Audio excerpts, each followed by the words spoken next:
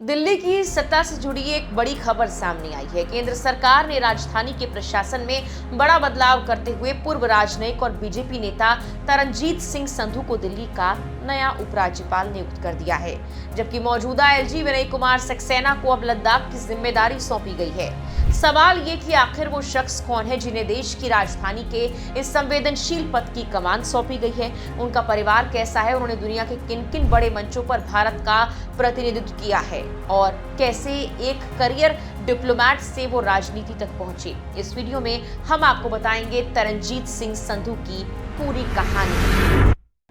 Taranjit Singh Sandhu 1988 batch के भारतीय विदेश सेवा के रिटायर्ड अधिकारी हैं और उन्हें भारत अमेरिका संबंधों का अच्छा खासा अनुभव है।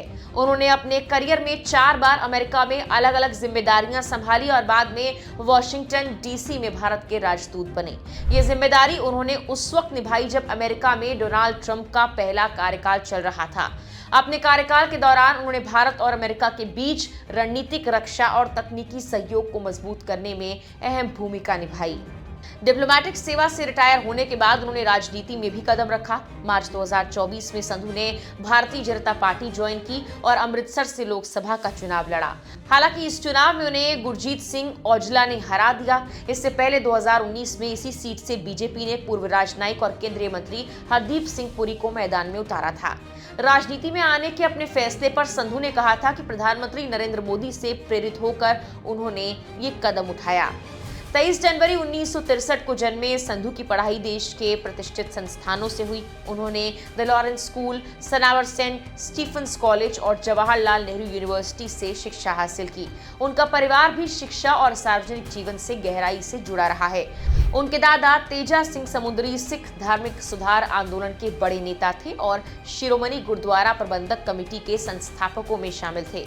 वो स्वतंत्रता आंदोलन के दौरान इंडियन नेशनल कांग्रेस से जुड़े और ब्रिटिश सरकार ने उन्हें देशद्रोह के आरोप में जेल भेज दिया था।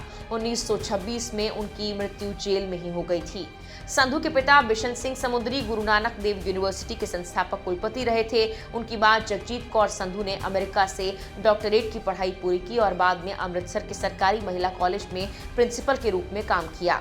यानी संधू ऐसे परिवार से आते हैं जहां शिक्षा और सार्वजनिक सेवा की मजबूत परंपरा रही है।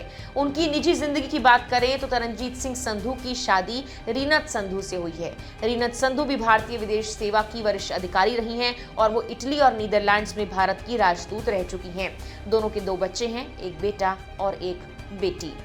हालांकि संधू के करियर में एक विवादित घटना भी सामने आई थी। नवंबर 2023 में जब वो गुरुपूरब के मौके पर लॉन्ग आइलैंड के हिक्सविले गुरुद्वारे पहुंचे तो वहां माहौल अचानक तनावपूर्ण हो गया। सोशल मीडिया पर वायरल एक वीडियो में ये देखा गया कि कुछ चरमपंथी लोग उन्हें घेर कर नारे लगा रहे थे और हरदीप सिंह निज्जर और गुरुपतवंत सिंह पन्नून के समर्थन में प्रदर्शन कर रहे थे, जिन्हें भारत ने आतंकवादी घोषित किया हुआ है। हालात बिगड़ते देख संधू को जल्द ही गुरुद्वारे से बाहर निकलना पड़ा और बाहर एक प्रदर्शनकारी को खालिस्तानी झंडा लहराते हुए भी देखा गया था। अगर उनके राजनयिक करियर की बात करें तो ये बेहद लंबा और महत्वपूर्ण रहा है। 1997 से 2000 के बीच वो वॉशिंगटन डीसी स्थित भारतीय दूतावास में फर्स्ट सेक्रेटरी रहे, जहां वो अमेरिकी संसद यानी यूएस कांग्रेस के साथ संपर्क और समन्वय का काम देखते थे। इसके बाद जुलाई 2005 से फरवरी 2009 तक वो permanent mission of India to the UN में न्यूयॉर्क सिटी में तैनात रहे। फिर जुलाई 2013 से जनवरी 2017 तक वो वॉशिंगटन में भारतीय दूतावास में डिप्टी चीफ ऑफ मिशन रहे। फरवरी 2020 में उन्हें अमेरिका में भारत का राजदूत नियुक्त किया गया और उन्होंने जनवरी 2024 तक की जिम्मेदारी निभाई। इस दौरान उन्होंने न्यू दिल्ली और वॉशिंगटन के बीच रणनीतिक रिश्तों को मजबूत करने में अहम भूमिका अदा की। अप्रैल 2022 में एक बैठक के दौरान अमेरिकी राष्ट्रपति जो बिडेन ने उनसे हाथ मिलाते हुए मजाकिया अंदाज में कहा था, "He looks so distinguished. This is how ambassadors should look." ये टिप्पणी काफी चर्चा में रही थी। अमेरिका में राजदूत बनने से पहले संधू जनवरी 2017 से जनवरी 2020 तक श्रीलंका में भारत के हाई कमिश्नर भी रह चुके हैं। वहीं उनके करियर की शुरुआत पूर्व सोवियत संघ से हुई थी। 1990 से 92 के बीच वो सोवियत यूनियन में भारतीय मिशन में 3rd सेक्रेटरी पॉलिटिकल और 2nd सेक्रेटरी कॉमर्शियल के रूप में काम कर रहे थे। सोवियत संघ के टूटने के बाद उन्हें यूक्रेन भेजा गया, जहां भारत ने नया दूतावास खोला था। 1992 से 1994 तक वो क्यीव स्थित भारतीय दूतावास में पॉलिटिकल और एडमिनिस्ट्रेशन विंग के प्रमुख रहे। दूसरी ओर दिल्ली के मौजूदा उपराज्यपाल विनय कुमार सक्सेना की बात की जाए तो उन्हें अब लद्दाख का उपराज्यपाल बनाया गया है। मई 2022 में दिल्ली का एलजी बनने के बाद उनका कार्यकाल काफी टकराव भरा रहा। आम आदमी पार्टी की सरकार और तत्कालीन मुख्यमंत्री अरविंद केजरीवाल के साथ कई मुद्दों पर उनका सीधा टकराव देखने को मिला। उन्होंने आम आदमी पार्टी के कई वरिष्ठ नेताओं के खिलाफ आपराधिक जांच की मंजूरी दी, जबकि उस समय की सरकार ने भी उनके खिलाफ अदालतों का कई बार रुख किया था। अब जब उन्हें लद्दाख भेजा गया है तो इसके पीछे रणनीतिक और प्रशासनिक दोनों वजहें मानी जा रही है।